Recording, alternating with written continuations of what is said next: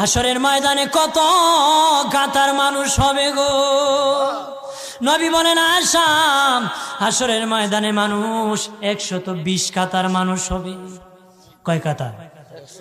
আয়েশা রে, হাসরের ময়দানে 120 কাতার মানুষ হবে। আয়েশা সিদ্দিকা বলেন ইয়া রাসূলুল্লাহ, ইয়া রাসূলুল্লাহ, আমি জানতে চাই আপনি রাসূলুল্লাহর উম্মত কত কাতার হবে? নবী বলেন আয়েশা, আমি রাসূলুল্লাহর উম্মত একাই 80 কাতার হবে। আয়েশা বললেন ইয়া রাসূলুল্লাহ, দিনের নবীজি 80 কাতার দিয়ে আপনার উম্মত হবে, আপনার উম্মতকে কেমনে আপনি চিনবেন? নবী বলেন আয়েশা রে, আমার উম্মতকে 3টা পরিচয় আমি চিনব।